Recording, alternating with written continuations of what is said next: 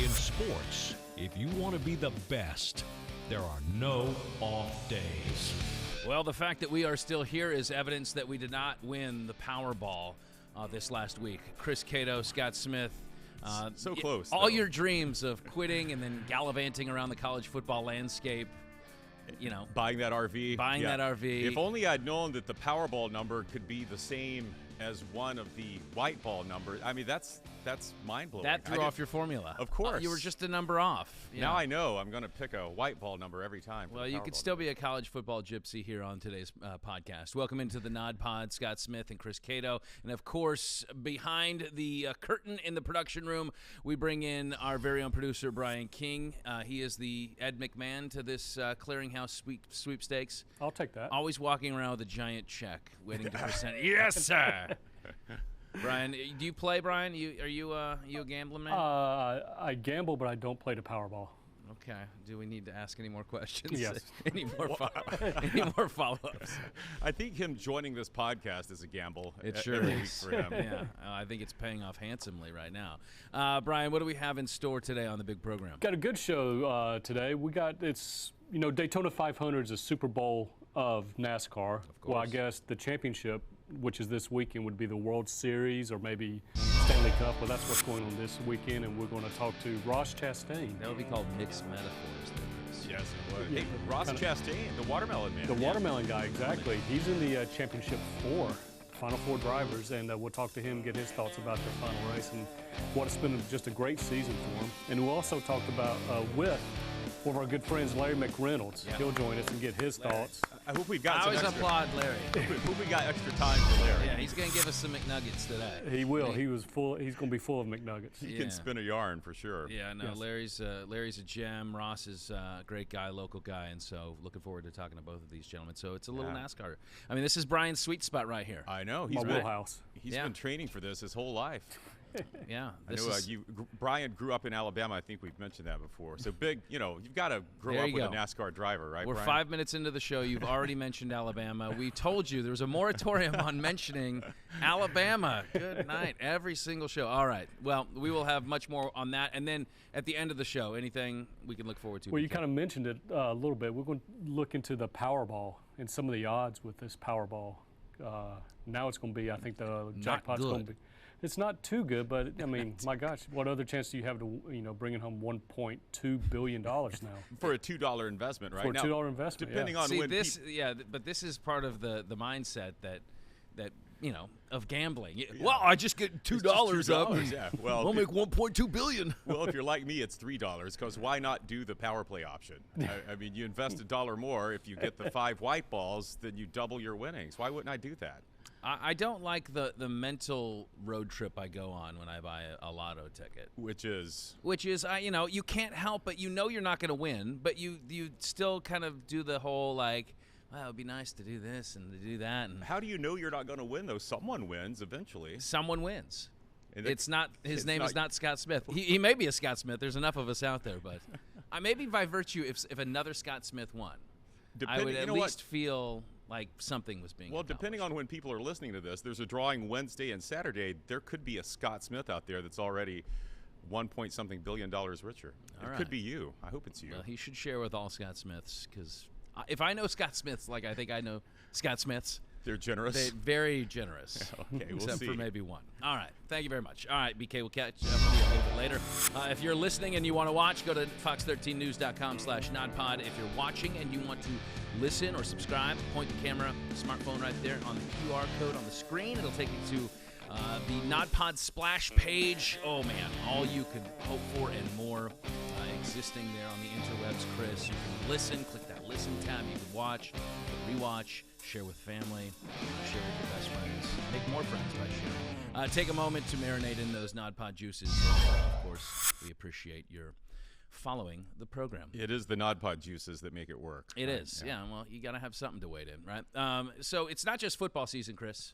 It is political season, and as two folks that are in the local news business, we are quite familiar when it is political season. And why is that? I think it's partly because we sit there during an hour-long newscast, and every commercial break we hear one political ad after another, and I think I have them all memorized now. You just throw me a candidate, I can probably give you their particular attack ad, but it is money-making season for TV stations all across this fine globe, and I'm just dying to see, like, I don't know, a car commercial, or remember those? Or, you know, an ad for a mattress company or something. Yeah, not that I don't appreciate the vast sums of money that politicians are throwing. And it's obviously lining your pockets quite handsomely. Well, yeah, sure. I'm in direct contact with the sales staff on this. You know who I'm going to vote for, Scott? This is what I've decided. Yeah, tell everybody. Beyond the TV ads, you get all these mailers just filling your mailbox every day, overflowing with these things. In Florida, I guess, because we are more of a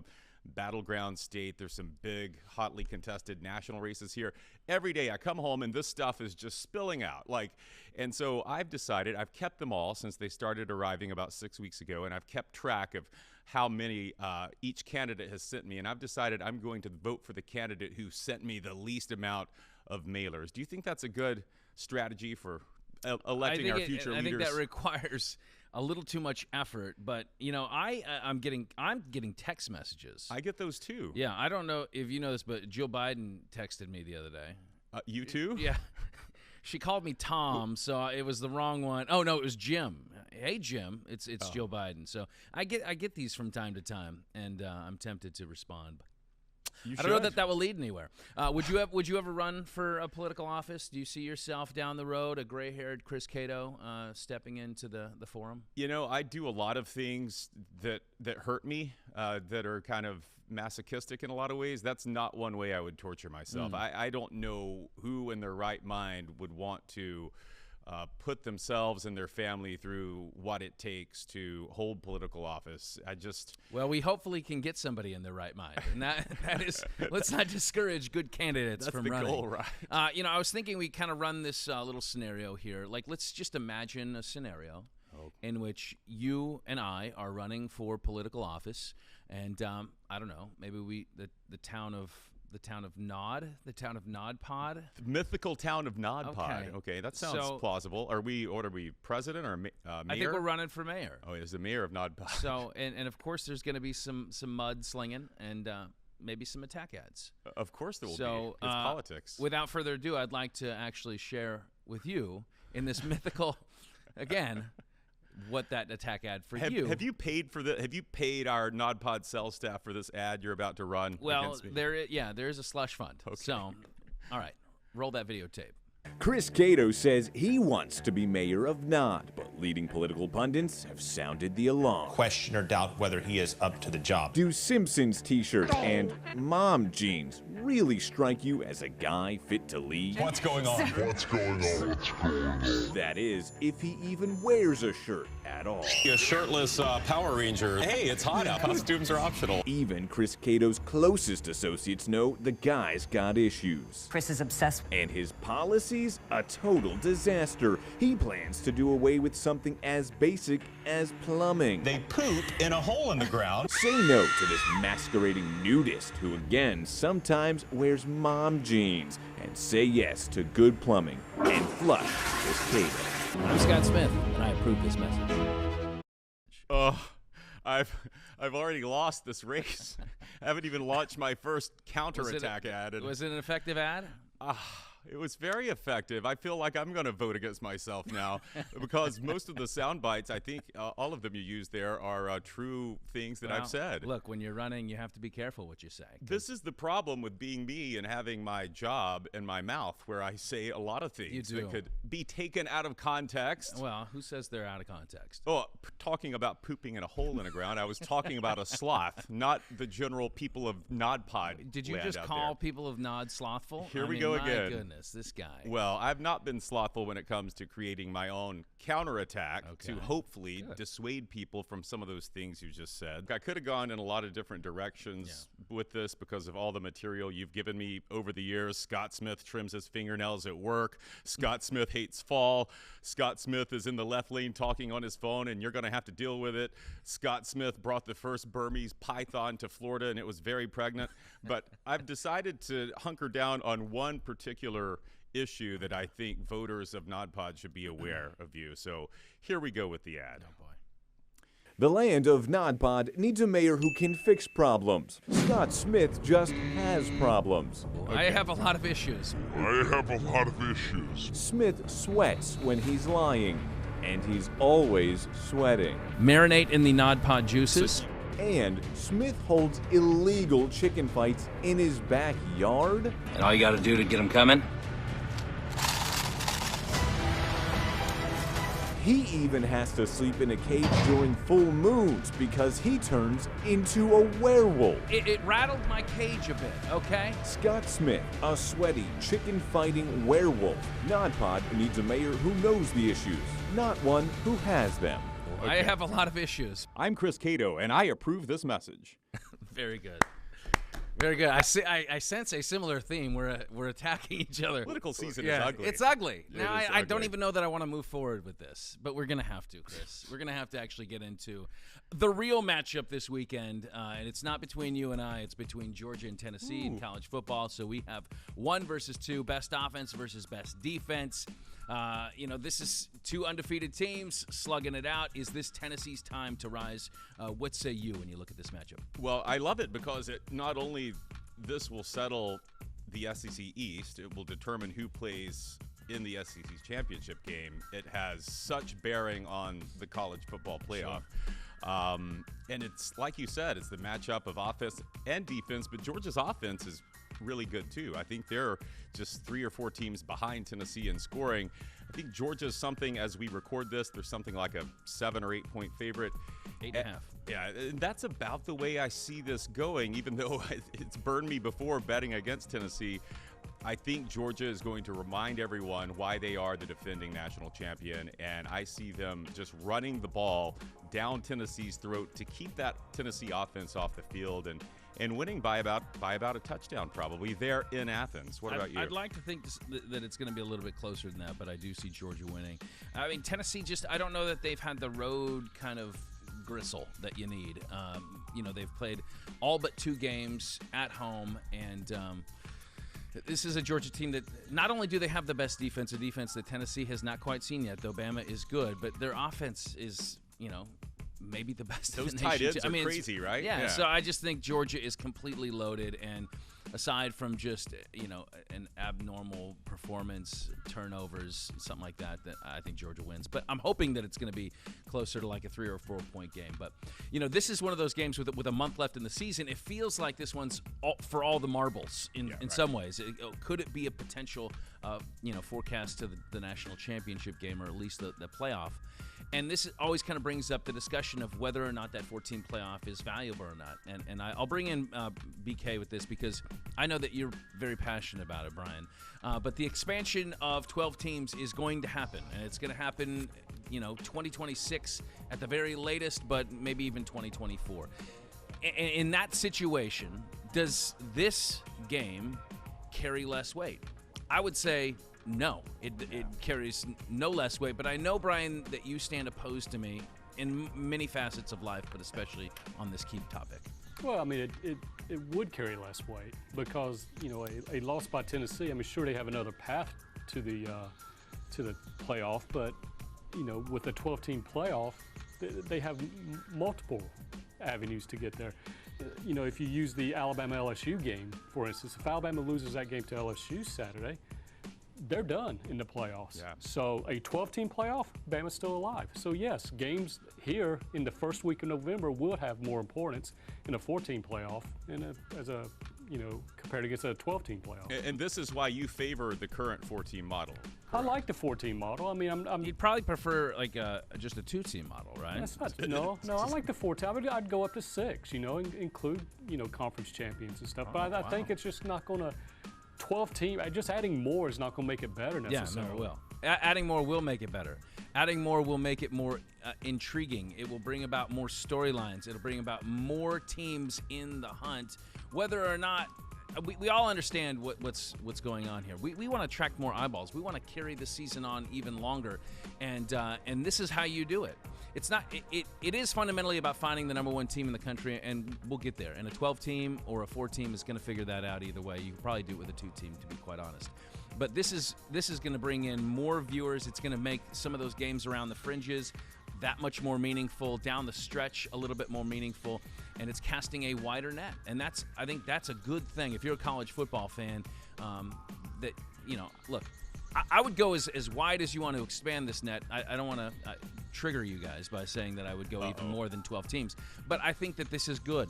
This is what we want. We want more meaningful games in December rather than in November. And whoever wouldn't watch this game when it's a 14 playoff or when it's a 12-team playoff, but they would if it's 14. I mean, the profile of that college football fan, I don't believe really exists. I'm not saying they wouldn't watch this game, but I'm just saying, I think you're kind of going far-fetched thinking that a Wake Forest-NC State game that could have playoff implications in a 12-team playoff, that's also going to be busting the ratings here on a ESPN I didn't say no, but it will. It will. Well, I think it keeps more people invested, fans of Wake Forest and NC State. And, I've gone 180 on this. I used to just think, let's keep it at 4. 4 is working because our goal is to find the 2 or 3 best teams, and that's what it's done every year. But it's also, and Brian, you have to admit, it's excluded a great portion of the country, and we love college football. We want college football is best when the whole country's invested. Right now, Alabama, Ohio State, Clemson have played in 75% of the playoff games. Throw Oklahoma in there a few years, and you've had 4 or 5 teams that have taken all the slots almost every year. The Pac-12's almost always left out. If you go to 12 teams, if it were 12 teams this season, you would have a number of teams. Like Utah has 2 losses, a very good football team, though. Like, they could get in a playoff and make a run. And I think also it would keep players and coaches more invested. We tell ourselves November is the games you remember, but right now it's not that way for a lot of programs that have 2 or 3 losses. You see players opting out. You see fan bases that are less engaged. You see coaches that may be looking for the next gig. So I think expanding this thing does keep more teams locked in, invested deep into the season, and it keeps the interest there. And when we get to December, these other bowl games that will become part of the 12-team playoff, they actually matter again. No one's getting excited anymore about going to some of these kind of second-tier bowl games. I think it kind of hits on just a natural impulse that we all have as sports fans. Like, do we care more about games when there's a number in front of a team's name? Yeah, we do. Even if it's a preseason ranking that is not based on anything that's happened within the last, several months of the year. Like, we want to know, what games are important, and then I will watch. Okay? Brian's going to launch an attack ad against us now, I feel like. These guys he's glaring a hole right through us as we speak. All right, let's switch things up. Last week, Ross Chastain, he's one of our guests, coming up here in just a minute. But my goodness, that finish at Martinsville, the second to last race in this playoff run, he was going down that final lap, Chris. He needed to make up some ground because he was outside the top 4, needed to pass at least 2 guys. At least that's what we thought at the time. There was an inspection issue with that, which I believe was Brad Keselowski. Correct me if I'm wrong, BK. But so he's down that final half-mile stretch, and he pulls off the craziest video game move you've ever seen. He rides that wall all the way in, sparks flying, and he does. I think he passes 4 cars, going 70 miles an hour faster than anybody else, passes his good buddy Denny Hamlin, and finishes 4th in the race, and now he's in the playoff. It was an incredible run. He looked like he had been sped up. Just his video of his car. Yeah, right. Someone shuttled it forward. It was Days of Thunder. It was insane how he just said, okay, it's squeezed between that wall and those other cars. This is the equivalent of a Hail Mary in an NFC Championship game. This is maybe like a stealing home in a walk-off situation in like the American League Championship Series. It's not in the biggest game, but it's a crazy move to finally get yourself in. And wow, the way he did it was phenomenal. So needless to say, he's one of the big storylines heading into this final race in Phoenix. Unfortunately, Chris, we had an opportunity to chat with him before the race. So we weren't able to ask him about the most momentous moment of his entire career, but it's still a conversation worth listening to. Ross is a great guy, and he's, of course, a Florida native from Southwest Florida, so we were lucky enough to chat with him before last week's race. All right, he has taken the Cup Series by storm this year and taken aim at a championship. Chris, he is the driver of the #1 Moose Fraternity Chevy Camaro ZL1 for Trackhouse Racing. Let's welcome to the program Ross Chastain. Ross, welcome on in. I got to start with this because you are a Florida guy. You are a Florida native. And, of course, Hurricane Ian rolls through. Your family resides in Southwest Florida. That's where the watermelon farms are. How's everybody doing? What's the situation like now? Yeah, they're cleaning up. They're rebuilding. Yeah, it's tough. We're in Fort Myers, Alva, just to the east, northeast of Fort Myers, and we're inland enough, but we are on the Caloosahatchee River. So a lot of storm surge came up and flooded a lot of our neighbors' houses. Some family did get flooded, but everybody's okay. Everybody made it through it. That we know, we did have, neighbors that we did lose though. And it's larger and more pinpointed impact than any of us could have ever imagined for our little town. So I haven't been there since the storm. I was there about a week before and only really have those memories, but we'll be back in a few weeks after our season wraps up. And, everybody I talk to, and my dad just says that I won't be able to really believe what I see. It's just nothing like we've ever seen at home. So yeah, it's tough. A long rebuilding process, but that's the great thing about it, right? We can get up and rebuild, and barns and houses can be rebuilt, and we'll go on. Well, you are providing a great distraction for a lot of people there in your hometown. The season you're having, Ross, a career-defining season. How did first season with Trackhouse Racing in that #1? How did this all come together so well this season? What do you pin it on? It's the people, man. It's we're new, and this is the first year of a 2-car team standing on our own 2 feet as Trackhouse Racing, but we've got good people, and the group we have in Concord, North Carolina they just bought into Justin and Pitbull's vision for this team and this brand. This Trackhouse is going to be bigger than just a NASCAR team, which is big. That's a big deal to have 2 cars in the Cup Series, but you will continue to see Trackhouse as the brand grow and expand into other sports and other businesses far beyond just us. And buying into that and realizing we're a part of something bigger was key at the beginning, together with this new car that NASCAR and the France family rolled out for us this year. Was really it's the reason that Trackhouse is in the sport, is because we had a clean slate, and we bought in early, and we've taken full advantage of it. Well, isn't Pitbull's nickname Mr. Worldwide? Right. Globalization. Yeah. So, he was kind of selling that on the front end, Ross. You should have known what you were in for, I guess, right out of the gates. But you have a great teammate in Daniel Suarez as well. Is the plan, you mentioned expansion here, that next season we got another driver on the team?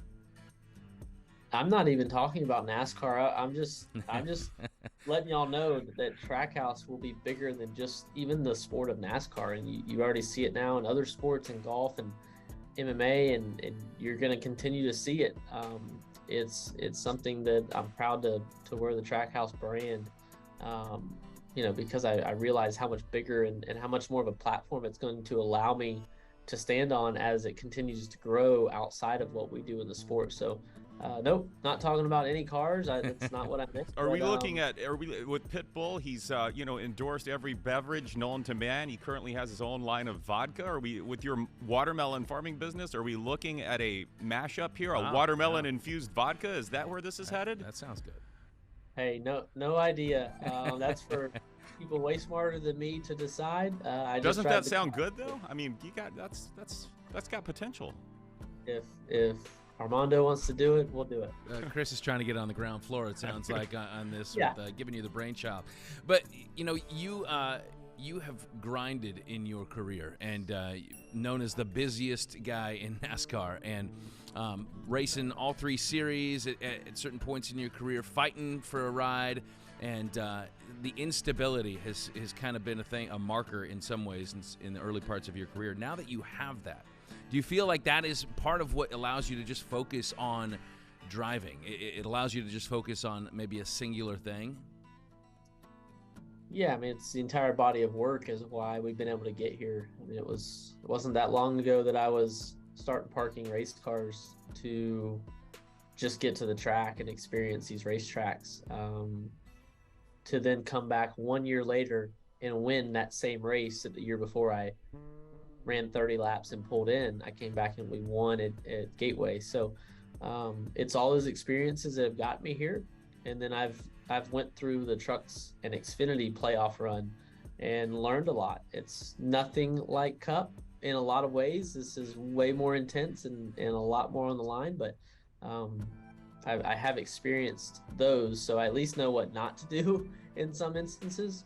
But I'm learning as you guys watch us, grow as Trackhouse, and we're new to the scene. I'm learning, and Daniel's learning as well, because we've never won races in the Cup Series. Our crew chiefs and spotters have never won races, so we're all learning together and evolving quickly. Ross, before we let you go, I got to ask you, what is sweeter, potentially winning a championship this year or a fresh Florida sun-ripened watermelon off the family farm? Well, the good thing is fall watermelons are being harvested right now back home in Florida, so we could have a fresh Florida watermelon. And what would it mean for you to smash that fresh Florida watermelon you might have on to that smash track? More than one, yeah. Smash it on that track in Phoenix. Well, Coda and Talladega, they've never tasted sweeter than the ones I busted there. So I imagine it'd be the same way. It's been an incredible run this year. We wish you luck down the stretch here. Ross Chastain joining the program. Thank you so much, Ross. Go get him, Ross. Thanks. Good times. Yeah, I don't know that the vodka watermelon infused. I think it was a good idea. I know you kind of mentioned it before. I was behind it. This has legs. It does. Maybe maybe you need to pitch it to Pitbull himself. Oh, he's gonna see this. He's a subscriber to the nodpod, I'm sure. He's gonna hear this. He will take that idea and run with it for sure. All right, Chris, what do you say we spin it around the track with our old pal Larry Mack with NASCAR on Fox? Larry, thanks for joining the show. Real quick, I want to ask you out of the gates, how's your son-in-law Jordan Anderson doing? We know he was involved in that crash at Talladega about a month ago. Just any updates on him? Yeah, I do, and they're really good, Scott. Good. I actually saw Jordan a few nights ago, and it's just a little over 3 weeks since that accident happened. Of course, he had burns on his face, on the right side of his neck, his right arm, both of his knees, and he went to the Wake Forest Burn Center about a week ago, and the doctors were amazed. They said normally the degree of burns that you had, we will not see this type of healing to maybe about 5 or 6 weeks out. Honestly, looking at his face and his neck, if I did not know he had been burned, I would not even know it. Getting some energy back, has been going to his race shop a little bit. Everything's good. And the best thing I can tell you, God is an awesome God. There's no doubt. Amen. Obviously, that is great news and a way to start it off today. All right, now to a little bit more lighter news. Larry, more intense, the playoff coming down to the final stretch here, or kickoff Iron Bowl in the McReynolds household? That's a tough one to weigh out right there. I just hope we're still hanging on by the time we get to the Iron Bowl. They let me down against Tennessee here a couple of weeks ago up there in Knoxville. Pretty intense, just different intensity. Well, Larry, you're on my favorite subject now, so Scott's going to regret that we went down this road. I'll get us off track, off of racing a big time here. I'm a huge Alabama fan, as is our producer, Brian King. And so I wanted to ask you about that anyway.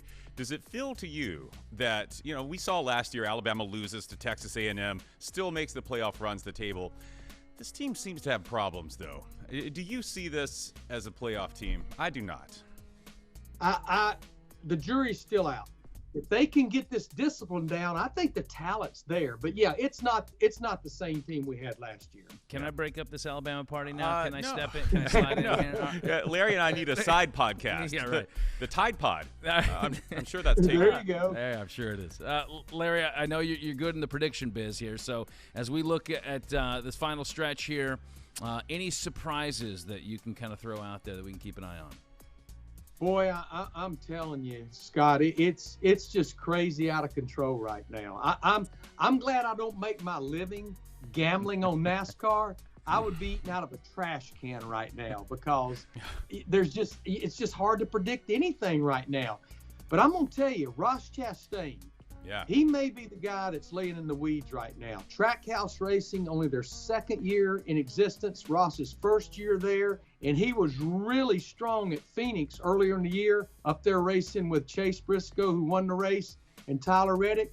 And this group, they're just hitting on all cylinders right now. I would say that's probably the biggest surprise right now. Well, the success may not be a surprise because he's got the best spotter in the biz, right? This is correct, I wasn't Brent? going to bring that up. There you go. How cool is this for your son to be a part of this run? And of course, Brandon is the spotter for Ross Chastain.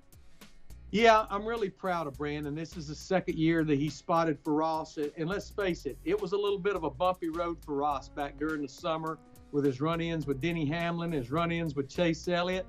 And, you know, I talked to Brandon about it on Monday. He said, Dad, I'm spotting. I'm not driving the car. I said, no, I get it. But I said, just remember, there are things you can say that you can anticipate that you may can head it off at the path before it actually happens. But no, really proud of Brandon. And the championship is such a tough deal. It's timing. It's timing of going to one race weekend, one track, and all coming together, you know. And it looks like to me, I don't know if it'll be any different this year. To win that championship, you're going to have to actually go out there and win the race. Can you explain, Larry, for casual NASCAR fans that might just be tuning in to see how this plays out, and maybe I'm speaking a little too much from my personal experience here, as I've tried to kind of figure out NASCAR's playoff system and how this works. Okay, so we get down to the final 8, then the final 4. What are all these other drivers on the track doing? Are they just out there to cause the other drivers to crash?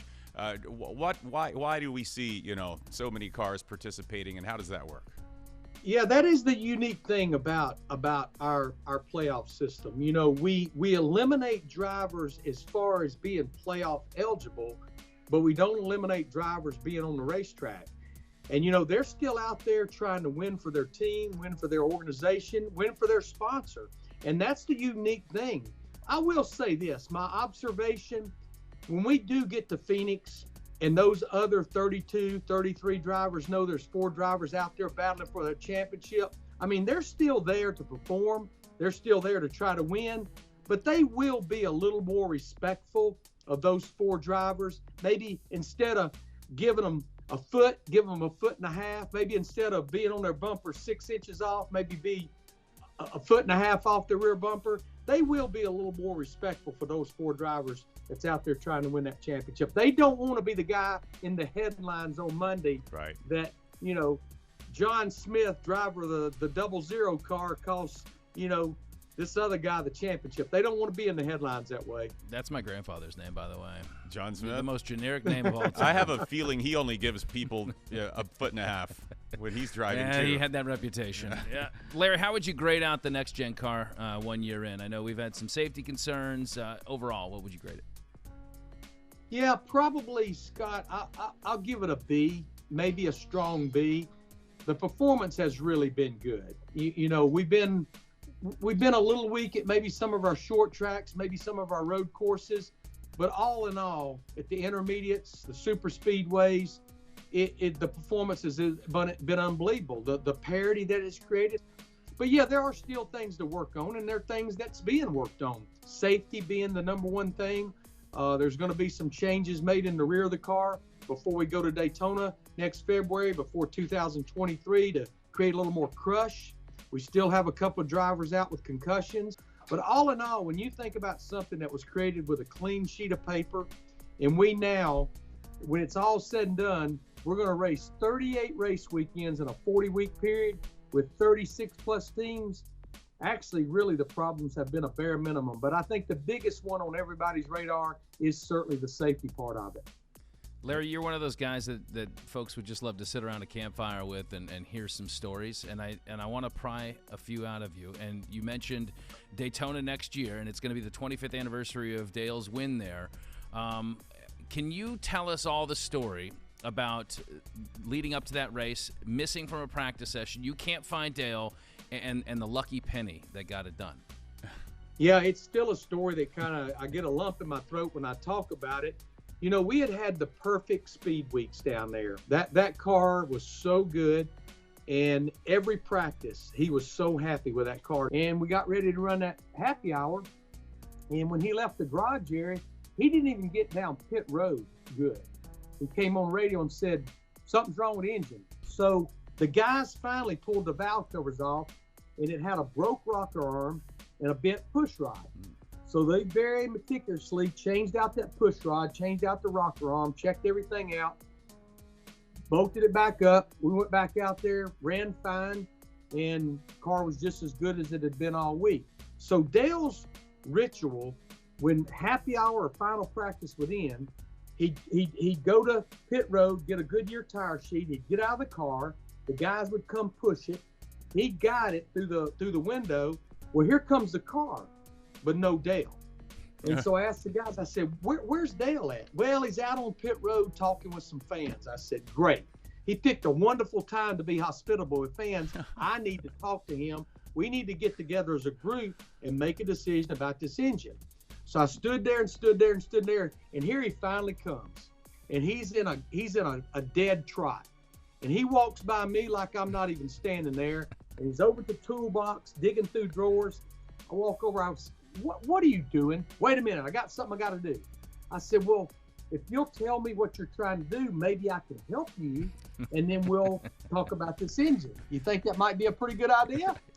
He said, I got something I want to glue on the dash. And he had this penny, and he had a tube of yellow glue, and he had enough yellow glue on that penny to glue 100 pennies on the dash. It was running down the arm of his uniform. I said, Dale, stop. Just stop. Just stop. Tell me what you want. Let me do it. He said, I'm going to glue this penny on the dash. I said, okay, done.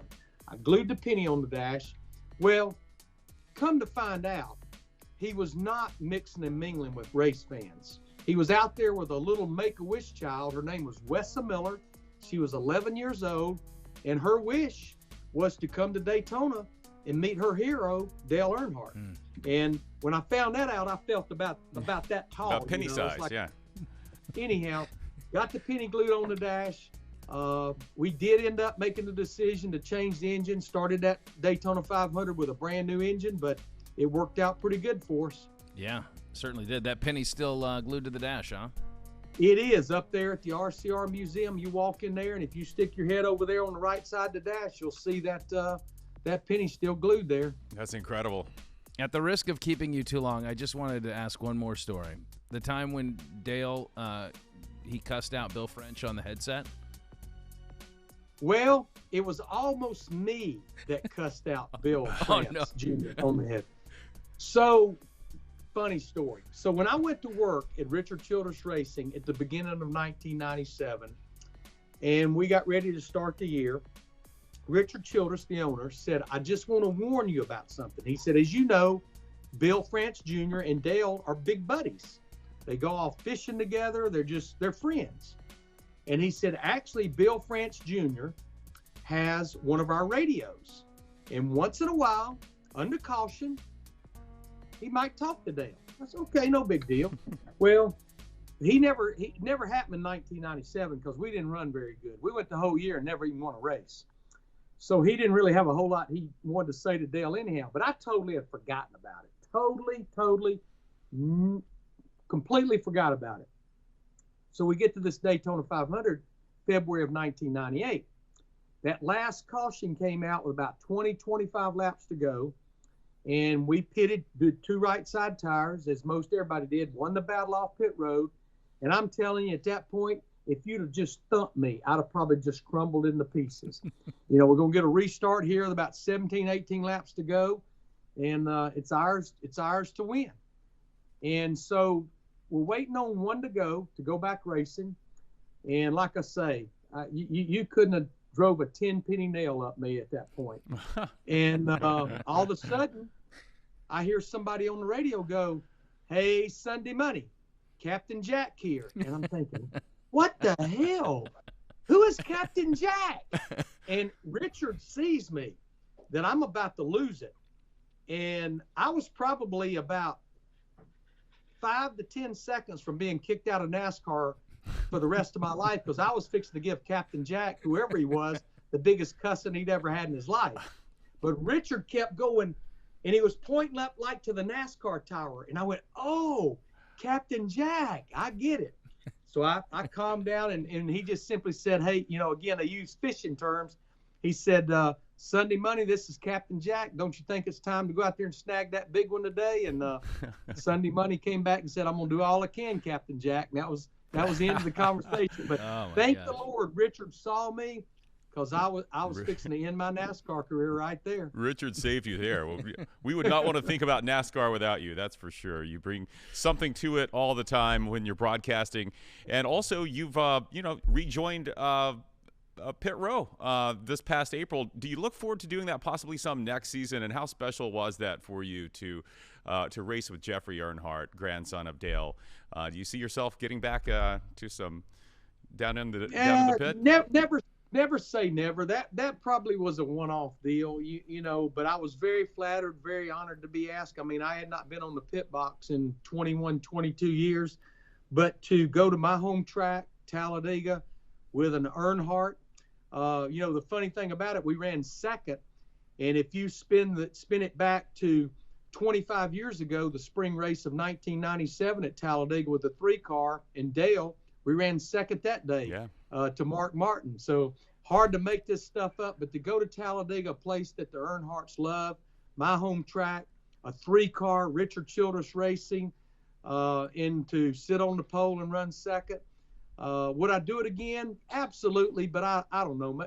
I think that ship has left the harbor and probably not coming back. Well, we will see. Well, we know that you're always insightful when it comes to breaking down NASCAR as well as Alabama football. And for that, Chris, of course, thanks you. But we thank you for your time, and we'll continue to lock in. Every week he joins us as we break down these races on Fox. And now we're coming to the home stretch here, the great Larry McReynolds. Thank you so much, Larry. Thank you, Larry. Thank you, guys. Appreciate you.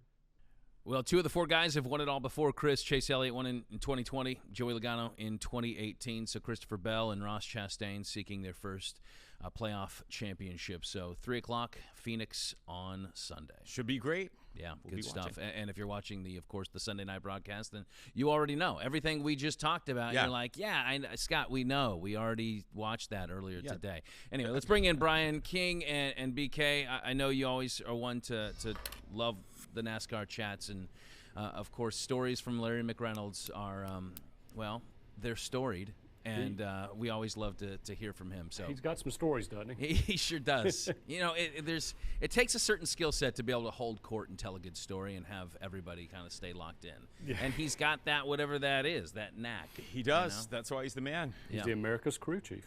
All right, so you teased it off the top of the show. It's the Powerball. Powerball. We're all hoping to make it rich one day, and thinking this is the one time of year quick pick is it. For some reason, we never buy tickets when it's only $250 million. That's not good enough. That's not. After the government takes their chunk. Well, the odds to win the Powerball is 1 in 292 million, roughly. All right. Okay. So you got better odds of drowning in a bathtub than winning this Powerball. Thank you. I'm not surprised, especially the way I bathe. So sleepy. So sleepy in the bathtub. You have better Your odds. Just went up. Better odds being killed by a vending machine. Okay. Than What's winning happened? this Powerball. When the bag of Fritos sticks on that last little curl and you want to shake it, it's probably when you shake it and it falls on you, right? Yeah, well, I was thinking more of eating the sandwiches out of the vending machine. I was thinking of what he said, like the vending machine falling on you, or just ejecting a hard piece of, candy really hard into straight down your throat and you choke. Yeah. Yes, that would stink. Did you realize, as I'm, Yeah, you have another one for us? Stealing some of Brian's thunder here. Always the one-upper. This is crazy. If you're in the United States, you have a 1 in 75,000 chance of being killed by an asteroid. How many have you ever heard of somebody being killed by an asteroid? Because I've heard of people winning the lottery. No, I have. There's only one documented instance of something on this Earth being killed by an asteroid, and of course, all of us science geeks know by the time it hits the Earth, it is now a meteorite, and that happened in 1972 to a cow in Venezuela was cut in half by a meteorite. That's the only documented time something's been killed by it.